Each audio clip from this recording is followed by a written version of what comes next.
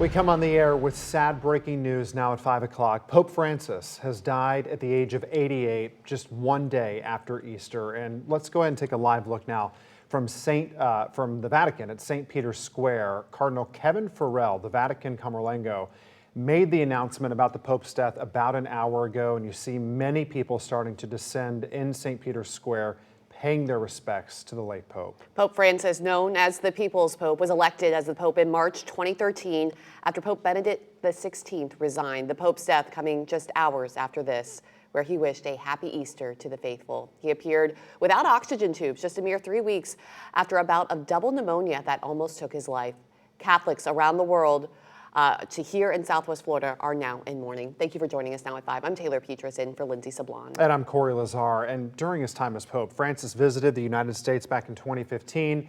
He visited Washington, D.C., New York, and Philadelphia. And now his death kicks off a highly choreographed series of events at the Vatican. Weekend News reporter Amy Gallo is live at St. Francis Xavier Catholic Church near downtown Fort Myers this morning. And so, Amy, what do we know about the Pope's sudden death?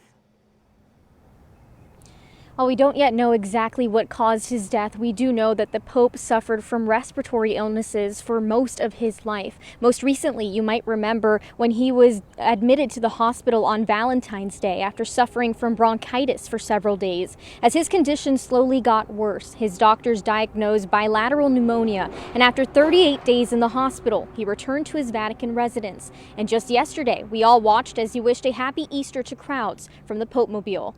The date for Pope Francis's funeral hasn't been announced yet, but we do have some information as to what the following days could look like. And back in April 2024, Francis approved an updated edition of the liturgical book for papal funeral rites. Those will guide his funeral mass. It's expected that the ascertainment of death will take place in the chapel rather than the room where Pope Francis died. The Pope also asked that his funeral rites be focused on expressing the faith of the Church in the risen body of Christ. We are, of course, expecting new information as the morning goes on, updates as to when that funeral mass may be and any other events that could follow now that the Pope Francis has passed away. And as soon as we get any updates, we'll be sure to bring those to you. For now, I'm live in Fort Myers. Amy Gallo, Wink News.